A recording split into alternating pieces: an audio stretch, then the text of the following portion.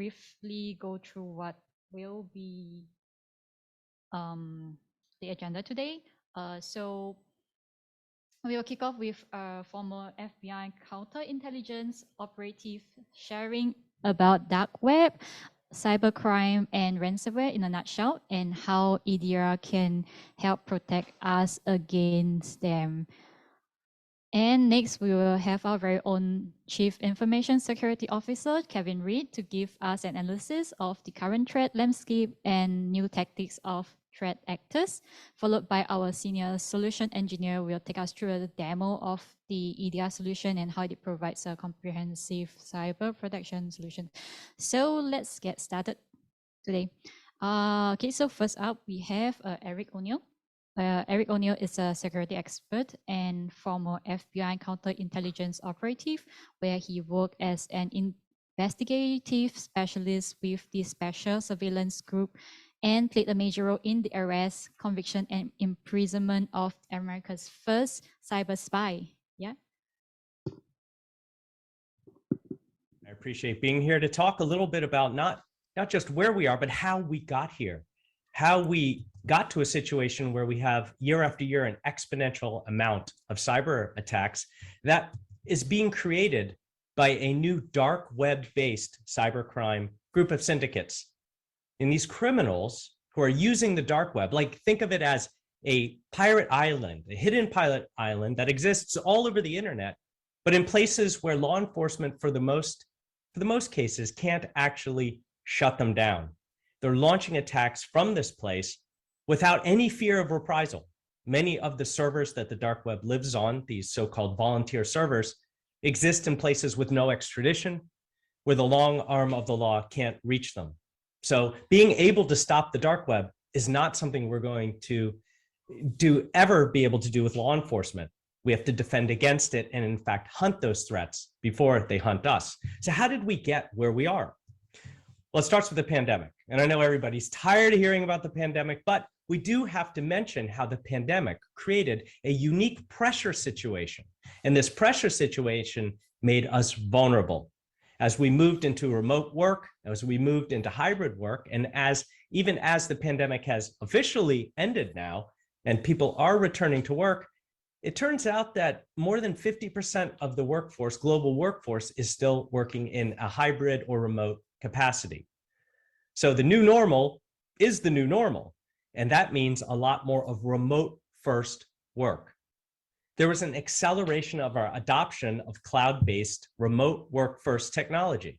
And this happened before security was ready. Security had no time to prepare as this pandemic hit the globe. It would have probably taken years for many of us, or many of the technologies to be made mainstream. And we're raising a generation of people that are tied to technology and adopting technology like never before. And the future of work is truly a tele-everything world. So what has happened? Well, spies and criminals have simply taken advantage of the flaws and the vulnerabilities that are based on this new network technology, this way that we communicate throughout the entire globe using technology to maintain it. And it's simply easy to fool a person into trusting you when you're not face-to-face. And the internet is the best way to fool a person. That's why spear phishing is still the #1 way that attacks happen. And the proof is in the pudding. If you look at the FBI's IC3, the Internet Crime Complaint Center, cyber attack reports have quadrupled over the last few years. Just looking at the stats, in 2020, attacks were $4.2 billion in losses by cybercrime, 800,000 internet crime reports to the FBI. Now, that's only what organizations around the world are reporting to the United States FBI. That's very far underrepresented to the true amount of crime. In 2021, it raised to $6.9 billion in cybercrime damage. And just last year, where we have our most current statistics, it was 10.3. If we keep going like this, if the trend holds, by 2023, by the end of this year, we'll be over $15 billion in losses. Now, that's just the United States.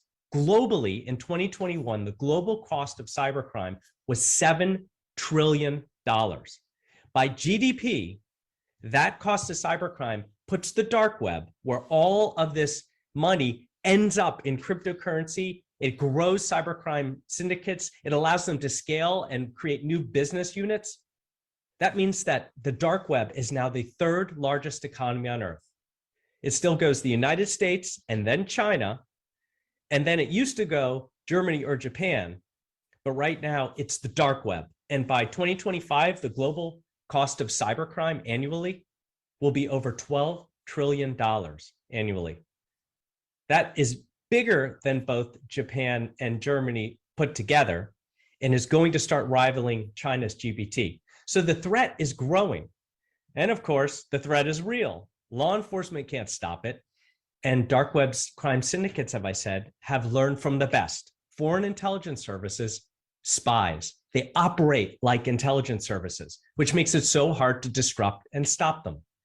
Foreign spies and cyber criminals are innovative, and they're using new technologies like AI, like the chat GPT and what we're seeing with Bard and others to scale their operations. They can hire less people. They can use AI to put them on the forefront to build new ransomware attacks, cybercrime, malware attacks. They can also use the AI to draft perfect emails with grammar and spelling that doesn't trip up our traditional cyber defenses. So they're on their way. They also deploy novel and sophisticated attacks that we haven't seen before, and they seek to steal your data. So to stop them, we have to stop thinking like cybersecurity people, but start thinking like spy hunters. So ransomware. Ransomware is their attack du jour, and it is on a rampage. Custom malware is bought and sold on the dark web in these large cybercrime marketplaces, sort of like the evil eBay. You can pretty much buy anything on the dark web. It's like depravity at the touch of a button. And this custom malware, these brand new novel malicious software attacks that are bought and sold on the dark web have led to an unprecedented number of ransomware attacks. And ransomware is a huge problem. It's been a huge problem for some time. And the fact that we have not been able to stop this number one cybercrime is truly amazing. Recovering from a ransomware attack costs businesses an average in 2022 of $4.5 million. And by the way, that $4.5 million does not include the cost of the ransom. That's all the other costs after you pay the attacker the ransom. Now you might say, why are we paying? I mean, everyone has really good backups now. Sure, but attackers are, as I said, sophisticated. If your backup isn't a specifically designed backup to avoid ransomware attacks, they might disrupt your backup. Also, attackers are performing both exfiltration, stealing your data, and extortion. I've stolen your data. Sure, you can tell me I'm going to restore from backup, but I have your data. I've gone through it. So I'm either going to dump it on the dark web and sell it there, or I'm going to provide it to your competitor, or I'm going to use information I've mined from your data to embarrass you if you don't pay. So that extortion is causing more organizations to pay than ever before. Also, 28% of critical infrastructure, you're worried about your lights and power and those sort of things, 28% of critical infrastructure attacks last year were all ransomware based, where they're not just encrypting and hiding data, they're destroying it. So to stop spies and cyber criminals from stealing, destroying, and encrypting all of our data that's the currency of our lives, we need to move security as close as possible to the humans who are making the mistake. Enter EDR. Remember that spear phishing is still the #1 vector for successful cyber attacks. In fact, statistically, 25% of humans, and it doesn't matter how much training they receive, will click on that link or that attachment that they know they shouldn't. And so endpoint detection and response, and those are important terms, it's a critical technology to prevent, detect, and respond to the attacks. Endpoint is special because it pushes security as close to the human as possible, right on their device, on the phone or on the laptop or tablet that they are using to access that data, and today more than ever, directly through the cloud. And so by pushing that security close to the human, you're pushing that security closest to the person who will make the mistake and let the attacker in. This allows response using AI and analytics and the best minds to stop the attack at the point of origin and before it spreads. So as soon as that person makes the mistake, the idea of EDR will identify the problem, say that this is a bad unknown. They're doing something that they shouldn't be doing or they don't normally do. Let's lock down that endpoint, take a hard look at it, conduct the investigation, and make sure this isn't a spy or criminal trying to exploit someone's credentials. EDR is also the core principle of zero trust, the only effective way to stop cyber criminals and spies.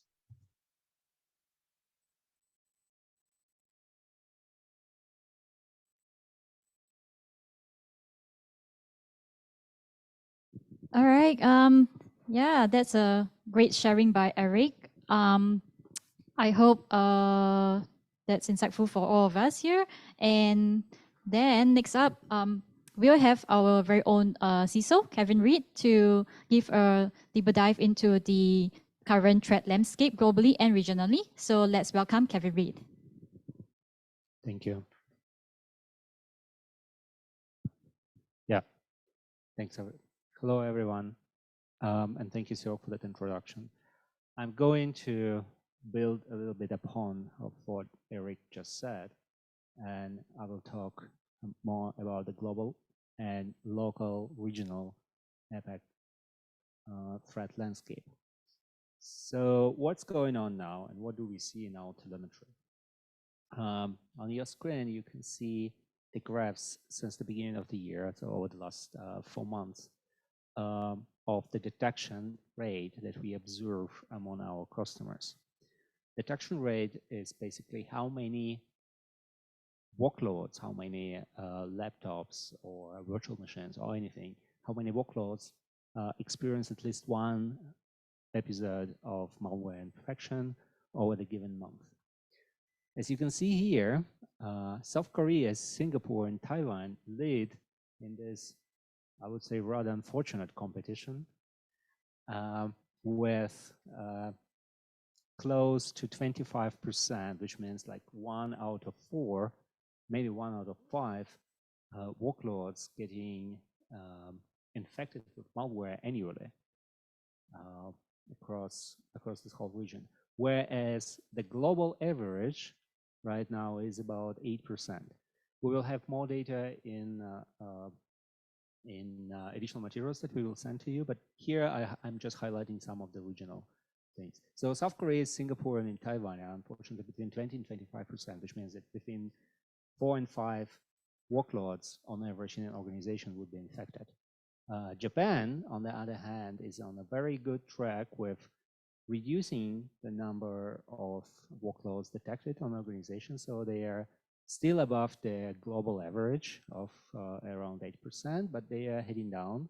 And currently, over the last 4 months, and currently they are in the range of about 10%, which is a good thing. On the other hand, Australia and New Zealand are the best in that sense in APAC, and they are roughly around the global average again, and not below. Actually, if you think about APAC overall, it is more attacked by malware than the world in general, or the world overall, as you can see on the graph. So actually, almost every country in APAC region is above the global average right now. Interestingly, within those ransomware, malware attacks, ransomware, we observe an interesting correlation. The more malware overall you have in a given organization or in a given region, the higher would be a ransomware rate within those regions, which means that, for example, Korea is currently at around 22% of the overall malware infection, and almost one third of those infections would be ransomware. So the higher is the malware infection rate, the higher would be ransomware part within the malware, which means that in this case, Singapore, South Korea, and Taiwan would be hit twice, so to say, as hard as, for example, Australia or New Zealand or any other country at a global scale. So Eric mentioned a little bit how do attackers penetrate the defenses that we have nowadays. And there are multiple attack vectors, starting from obviously malicious emails or malicious messages. And yeah, everyone knows that phishing is probably the best, the easiest initial compromise vector. But there are other, like vulnerable websites, and we've seen issues that started with a vulnerable website, a vulnerable internet-facing device, IoT device, or sometimes even a security device. And then the other big thing is obviously non-credential. So weak passwords are still the problem, and they're still being reused by attackers. But over the last months, or maybe over the last year, we are seeing changes in attackers' tactics and techniques that they use. And I would like to highlight two of them, and we will have an opportunity to discuss what defenders can do to prevent those attacks from happening. So one of them is using what is called fileless malware. Fileless malware is a kind of malware where nothing hits a disk drive. So traditional anti-malware, traditional antivirus would have no file to scan. And the way how it works is, if we look at a typical example again with a phishing email, this kind of modern malware would be multi-stage, which means that it's not a single program, but it is a stand of a bunch of programs. That it starts, often it starts as we discussed, with a malicious document that comes via email, or maybe it's downloaded from a website. And this malicious document contains a tiny, usually very small functionality, very small malicious program that does nothing but downloads the next stage.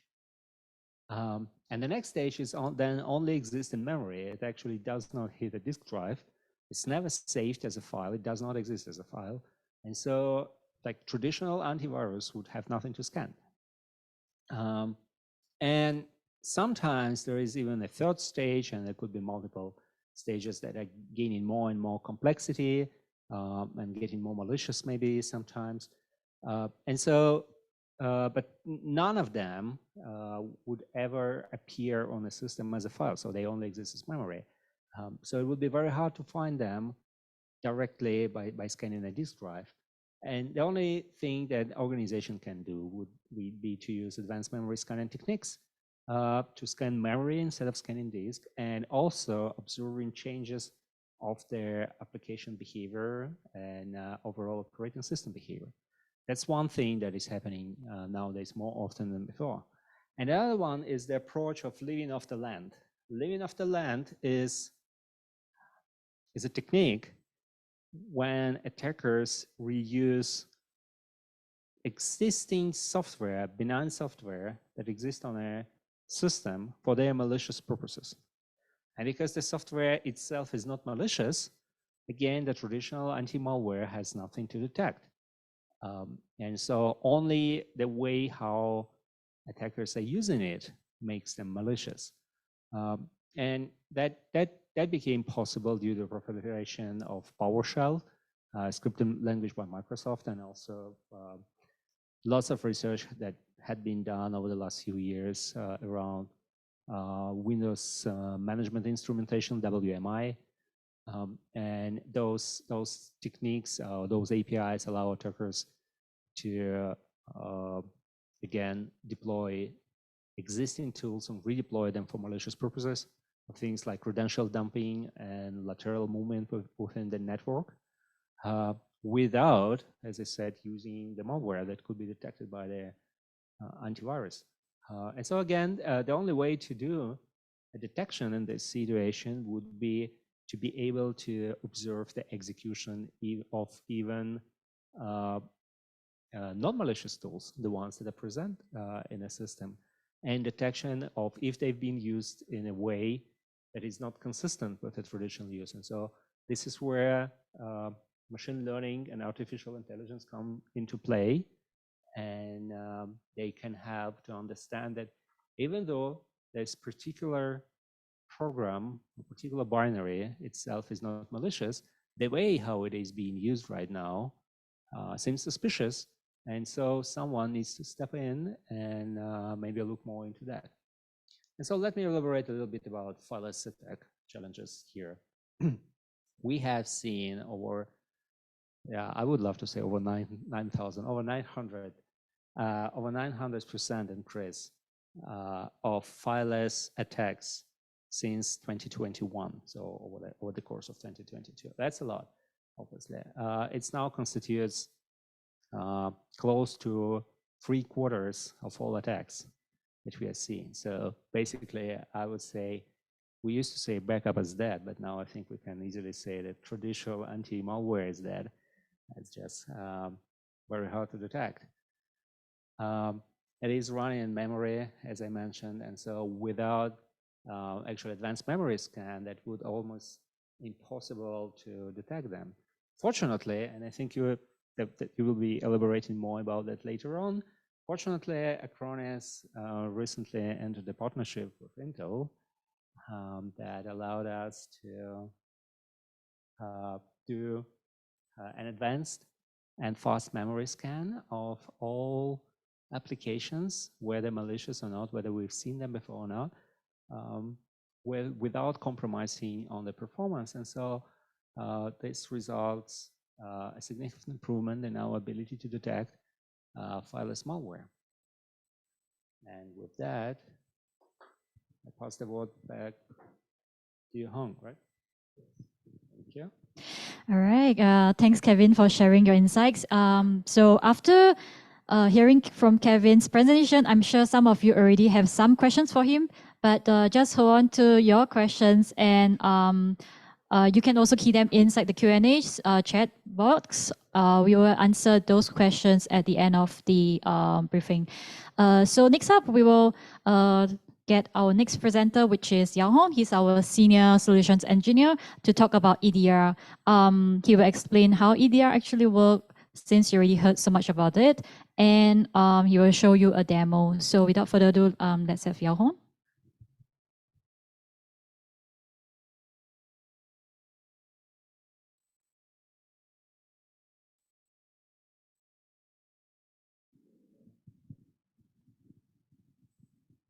Hello. Good afternoon, everyone. My name is Yu Hong. I'm a solution engineer based in Singapore. Today, I'm proud to introduce to you our latest cybersecurity offering that is provisioned from our Acronis Cyber Protect Cloud platform. Now, our Acronis Cyber Protect Cloud platform is specifically designed and developed for managed service partners to enable them to deliver both data protection and cybersecurity for their clients. I shall share on what EDR is and why we need this technology, the difference between anti-malware and EDR solution. Finally, I'll be doing a quick demo of our Acronis EDR solution. Yeah.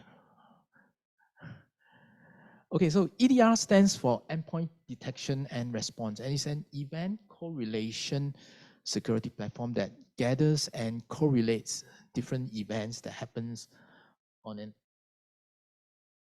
endpoint level. Now, its purpose is to identify advanced threats or in-progress attacks by gathering and analyzing benign and suspicious alert that happened at the endpoint. It has the ability to detect an incident, contain it, conduct investigation on the incident, and perform remediation and response actions.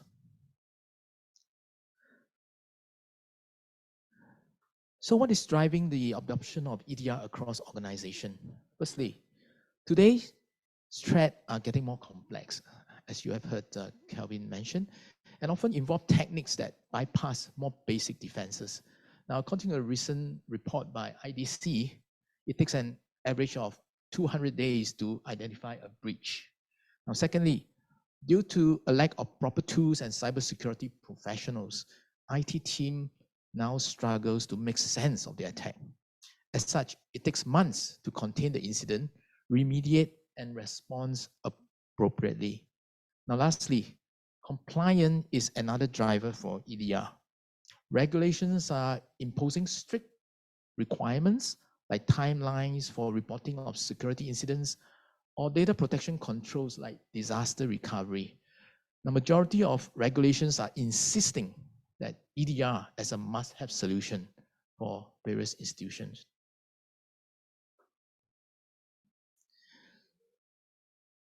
So where does EDR fit in the various categories of attacks? Now the graph shows the volume of attacks versus complexity of each attack. Now the first three columns in the graph shows a high volume of malware samples where it is cheap for attackers to create variants of this malware from existing malware. Now these three categories are blocked by detection and protection only technology available in the market.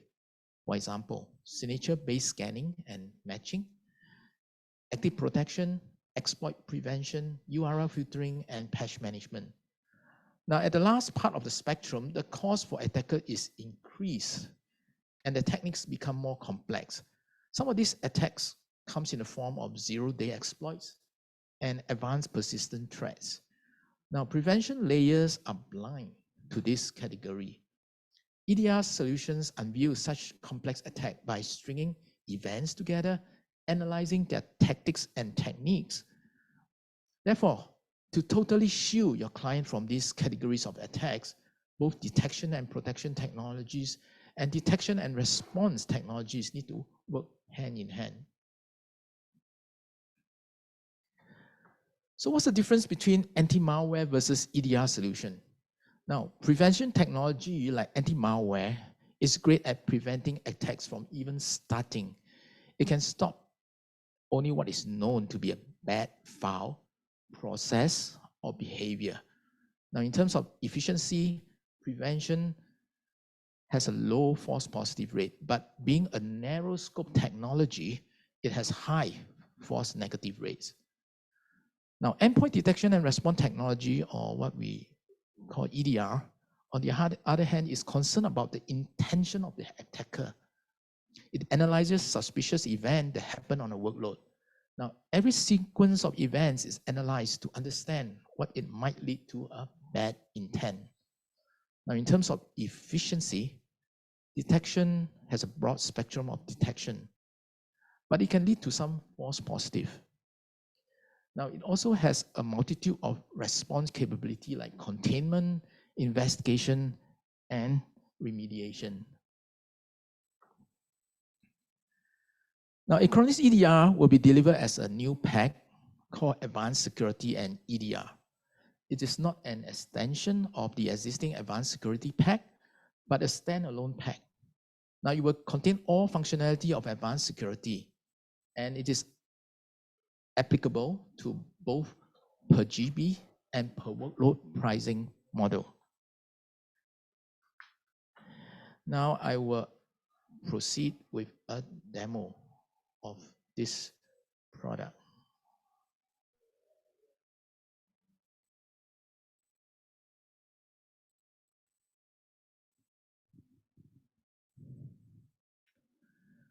All right, so everyone can see my screen. Okay, so now this is the landing page when a service provider logs into our cloud console. All right, so once they have created the various customer tenants, they can actually, there's a couple of ways that they can provision this service. One is by enabling it, okay, if it is a new customer tenant. Now for existing customer tenant, they can just check on the Advanced Security and EDR pack under be it per workload pricing model or per GB pricing model, right? So now I'm going into a particular customer tenant service console, that is. So in this demonstration, I have a couple of workload, one is offline and one is online. So once the workload is registered into the cloud console, the administrator can create a protection plan for the workload. So if it's an existing workload, all right, the administrator can just enable the endpoint detection and response service in the protection plan by turning on this switch. All right. If it is a new workload, there is a dialog box where the administrator can just press on this enable EDR buttons. Right. So when an incident happens at the workload, there will be at least 3 ways where this become obvious. One is through the alert for each device. You will see the alerts being flagged out, or from the monitoring menu under alerts. And another way to see the incidents at the customer tenant level is to go to the protection plan, where you will see all the alerts that's happening within this customer tenant environment. And you can actually do filtering of this listing. For example, you only want to see what are the incidents that are not mitigated. All right. So from this page, right off the bat, you will see 3 widgets that is also available under the monitoring tab. It shows the threat status for these customer tenants and the various the evolutions of the attack by severity across time, and the various techniques that are utilized by the attackers. Okay, so below it, you will see a listing of all the various incidents.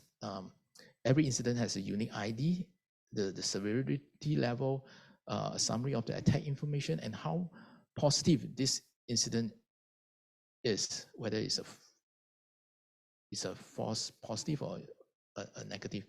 Which workload did this incident comes from? When did it happen? Now, what has been done to this particular incidents? What is the investigation state, and who was assigned for this particular incidents? So if you select the incident itself, you can actually, switch from not started to someone actually investigating it, and you can actually assign an admin, the account that is created for this particular customer tenant, right? And by clicking on the investigate incident button, you go into the incident page. Again, the incident's ID is indicated on the top left-hand corner, and you will see a summary of the incident itself. Now, on the left is the legends that are used in the cyber kill chain diagrams on the right. All right, so you can choose to, expand or hide some of the process that's happening, in diagram. At the lower left-hand corner is where the various attack stage that is according to the MITRE attack framework are listed out. Okay, as you can see, for this particular incident, the attacker is using, the leave off the land type of technique in this particular attack, right? You can actually zero in on the particular malware piece that was indicated. You can choose to select that particular node in the cyber kill chain diagram and find out, or rather get an overview of this particular malicious file or process, right? You can validate if this is indeed a malicious piece of software by going to VirusTotal, or see if Google provide any further information in particular to this particular file. Now, there is a series of response actions that you can undertake. For example, you can choose to delete this particular piece of software from the workload, or you can choose to quarantine this file at the workload in a hidden directory, or you can choose to roll back the change that has been done by this piece of software. And it also, you are also able to find out what are the various registries of files that has been modified by this piece of malicious software, right? And you can roll back the changes. You can choose to stop the process or prevent it by adding it to the block list, for example. And any selected actions or selected response actions will be tracked in the activity tab. So this is at the file or process level. If you move up the chain, you can actually, there's a series of response actions that you can use at the workload level, right? So first and foremost, at the overview tab, when you select the workload itself, it gives you an overview or some information pertaining to the workload. And at the response and action tab, you can go through these various mitigation steps, right? Like for example, you can choose to create a forensic backup by creating a memory dump or even a kernel memory dump, for example. Right? You can choose to use those remote connectivity tools that is available in this platform to reach out to the affected workload itself, or you can choose to do network isolation. And there are a series of options that is available to you. For example, you can choose to isolate and back up the workload, isolate and back up the workload with forensic data, or isolate and power off the workload. Or you can choose to restart the workload itself, right? And if the administrator deem that the damage done by the malware is too extensive, you can choose to activate the disaster recovery options that's also available in our platform.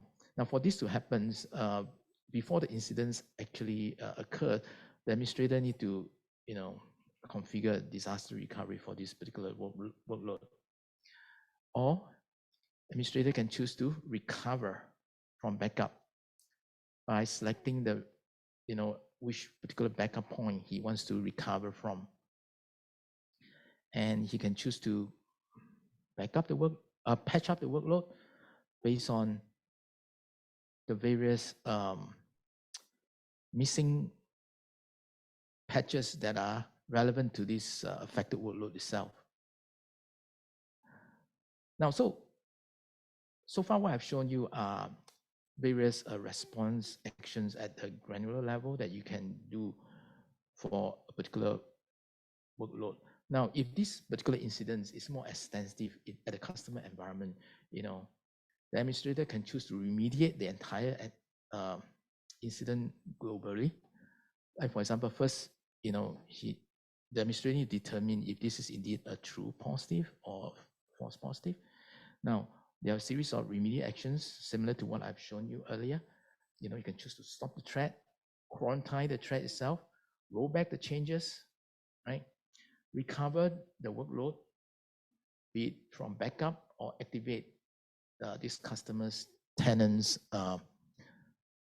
disaster recovery process, or execute some prevention actions like adding this malicious piece of software to the block list and patch up the workload. And when all this is done, change the status of the incident to close, and you can add his comments under the comment sections. All right, so now at the monitoring tabs, right, we actually have 6 widgets that is specifically created for this advanced security and EDR pack. Now, the first 3 you have seen it under the protection page. Now, the remaining 3 are, the average time to resolve the various incidents, and the so-called the resolution, or rather, if the efficient rate of closing incidents. and also listing out what are the various workload that are most attacked. Right. Now, also in the chat feed submenu, these are actually news feed by our Cyber Protection Operations Center folks. Okay, they are providing news feed on what are the various cyber attack that's happening in cyberspace, and if the customer's workload exhibits similar what we call incidents of compliance, the number of workloads that are affected that exhibit these so-called IOCs and are also display in this threat feed menu. So that pretty much end up my demonstration. I would now like to hand it back to Shokching. All right, thank you so much, Yao-Hong, and hope everyone has a better understanding of how EDR work. So later on during the Q&A session, you can clarify any doubts with Yao-Hong as well as Kevin Reed on EDR itself. So we are going to the Q&A session very shortly. But first, as you know, the cybersecurity industry is facing like a talent shortage globally, and it's challenging as it affects the IT business worldwide. So we'd like to share about a new program which we came up with, and we think it will make a significance in the face of this increased cyber risk world. So I'll have Trish come and share a little bit.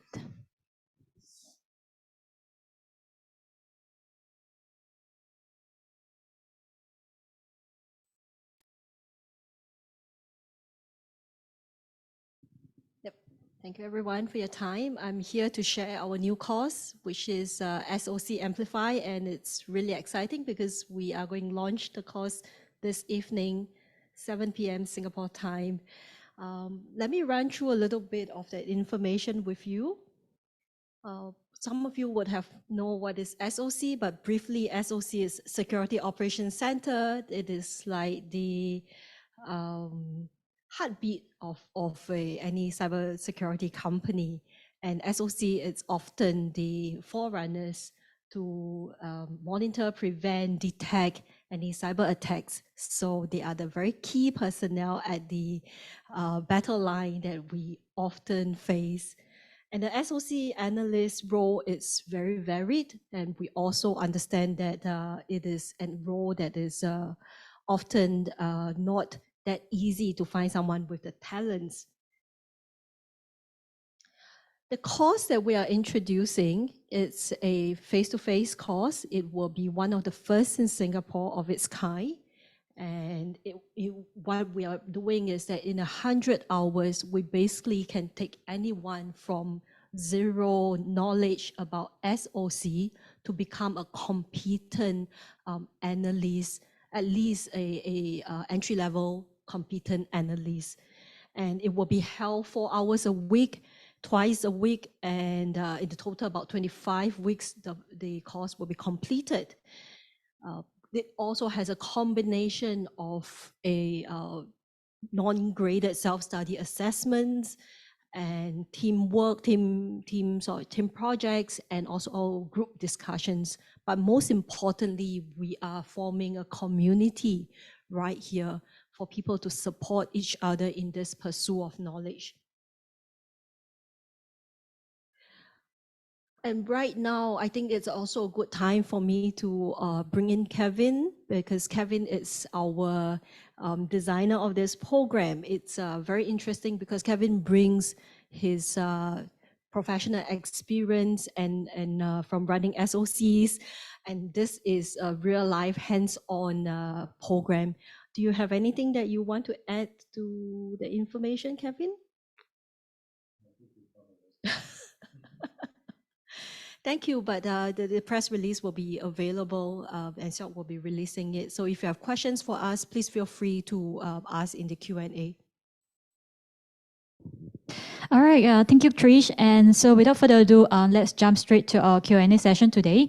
So during the Q&A session, we have a couple of speakers with us, other than the ones that have already presented earlier. We have also Andrew Low from joining us from Malaysia. He is the technical program manager who is handling EDR itself. And we also have Oleg Ishanov, who is the director of threat research, joining us online as well. So, let's just start with the questions that I received online. So, okay, let me first start. The first question that I had received is it applicable across all OS?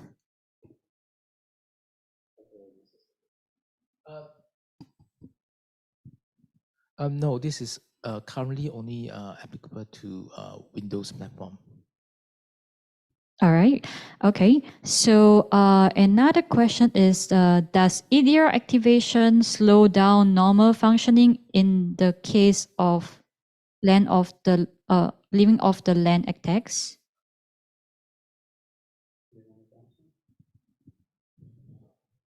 As we mentioned, we put a lot of effort into cooperation with Intel that allows us to minimize the effect of memory scanning and minimize the performance impact of EDR, either in living off the LAN scenarios or in fileless attack scenarios.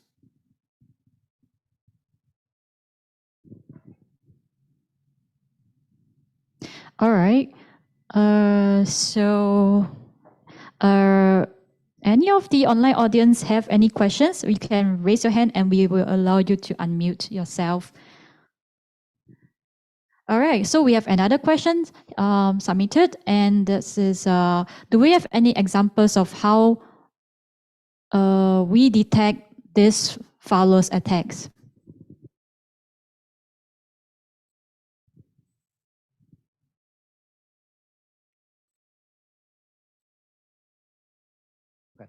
Okay.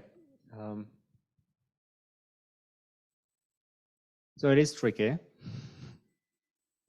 And I don't want to go a lot into technology. I will give just some intuition, right? That the whole implementation is more complicated. So when a program starts execution, it is presented in memory. And even if it never hit the disk drive and just another program loaded it directly into memory and then passed the execution there, what we can do is we can detect a situation when this transfer of execution from one module to another module occurred. And then at that point, we can scan the memory of that new module, and then we can understand whether it is malicious or not. And then we actually, what had been actually shown in the demo, there's another aspect of that. We can actually monitor the behavior of the application during its whole runtime. And so we have basically two opportunities and not one opportunity to detect a malicious application. So either we find that malicious code during the memory scan at the initial stage or during the application run. And then we can observe the behavior of the application. And even though maybe we didn't, for some reason, didn't detect it in memory, we can still observe that it did nasty things, basically, and then we can react to that.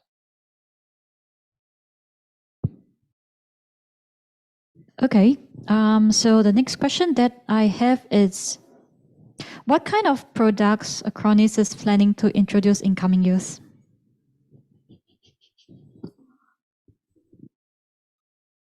Unfortunately, we do not comment on future plans. Yeah, I guess we will share that with the media once that's available. Yeah. Right. So the next question that I have is, what is the roadmap of Acronis after EDR and SOC? Any special activities you have for India? Yeah, I think we can, Trish can answer about SOC.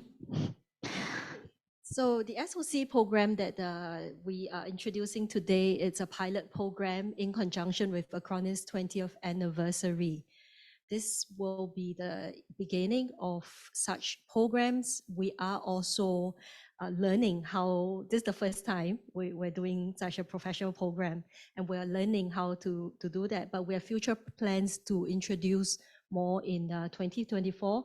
And as always, please keep a lookout for what's upcoming. Thank you. Yeah, okay, thank you, Trish. And so I have the next question. It's looking at the chart shared by Kevin earlier, South Korea and Taiwan seems to have very little variance in terms of malware infections for workloads. Singapore, on the other hand, seems to have experienced a spike between January and February before it seems to stabilize. What caused the sharp increase?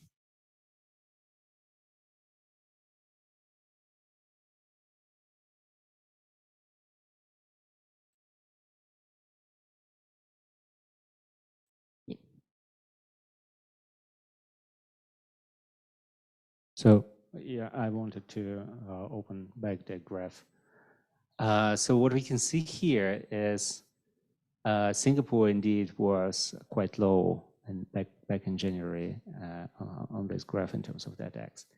And the spike, I frankly don't know the reason for that, okay?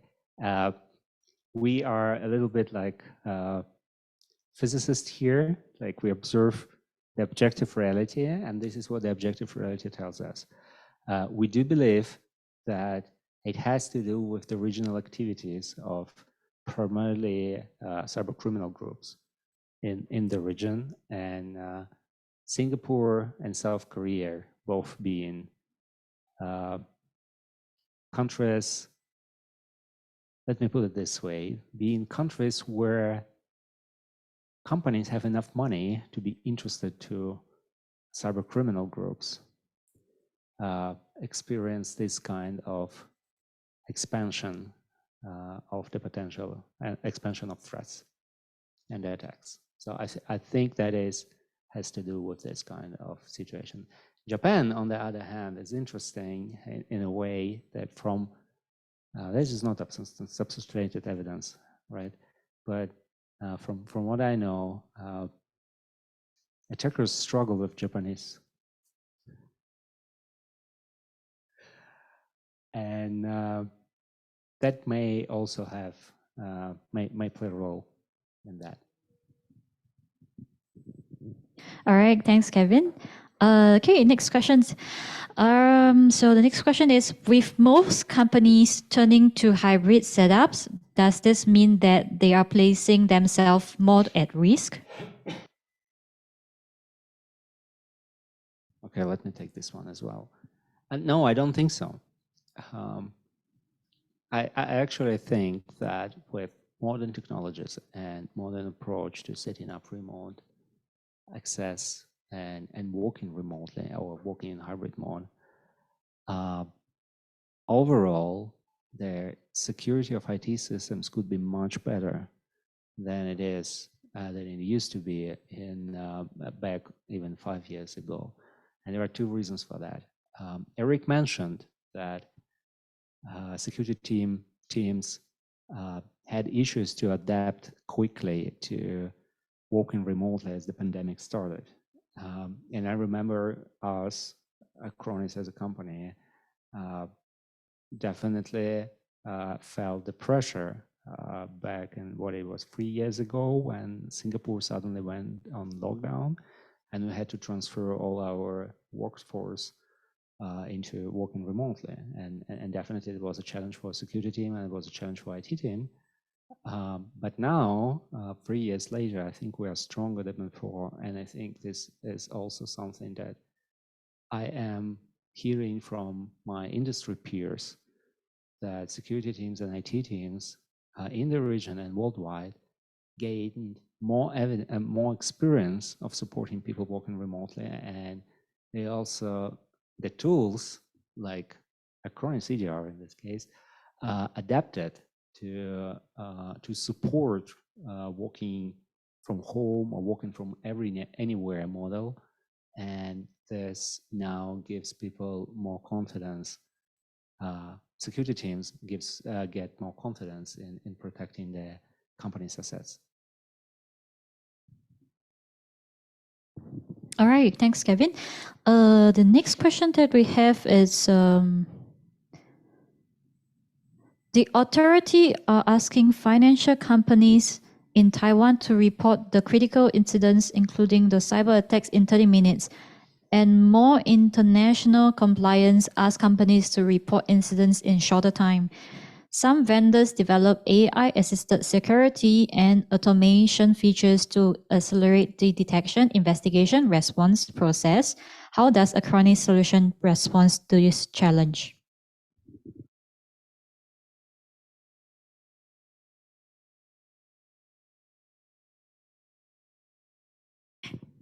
That's fine. Let me take that. So I think first, like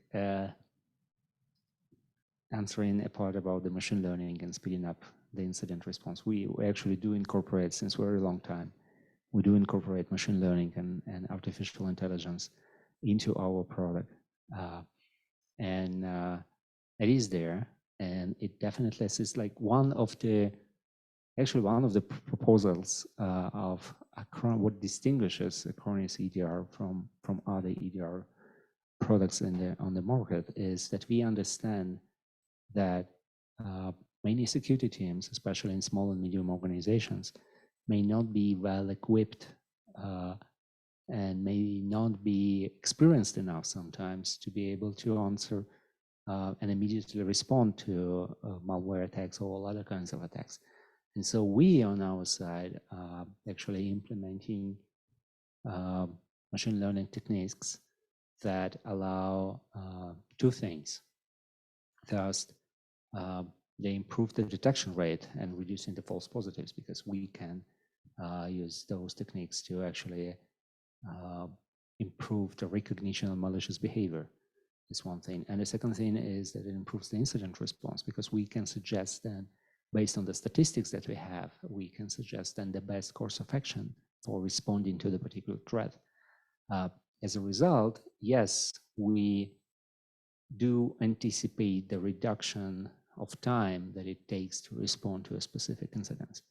Finally, what was mentioned during the demo was that we can apply the same incident response plan to the whole fleet of the machines. So like, for example, we detected, EDR detected a particular malware or particular action, malicious action on one machine out of, I don't know, 10,000, but we can apply the remediation to all 10,000 machines.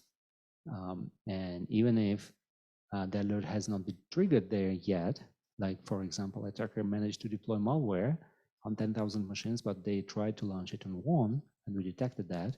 And so we can actually apply then remediation to the whole fleet and delete the malware from all 10,000 machines before the attacker would even be able to launch it.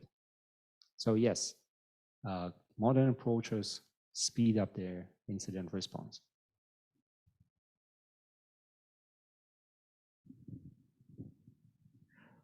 Okay, just to add to what Calvin mentioned, right? What makes a good EDR solution? Cybersecurity professionals, they have these 1-10-60 rules. That means when an incident happens, right, the ability to detect the incidents within a minute, investigate within 10 minutes, and be able to respond within 60 minutes. As I mentioned earlier in my presentation, right? Now, due to a lack of proper tools and lack of cybersecurity professionals, a lot of IT teams struggles to even detect the incidents itself, right? So that's where our Acronis advanced, or rather EDR product, is able to, help fulfill that gap. Okay, so with an agent installed into workload, it's able to detect the incidents by, gathering and correlating events that happens within the workload itself, and quickly flag it out as an incident in the Acronis Cyber Protect Cloud console. And as you can see, we actually have a series of response actions that the administrator can take once the incident is detected. Like for example, after detection, the ability to contain it, the ability to investigate it, and the ability to do certain remediations response. So all this can happen within a very short time to meet that 11060 rules I mentioned earlier. Okay. All right. Do we have any more questions from the online audience? We have some time left. If you would like to ask the questions, we can unmute. Yeah.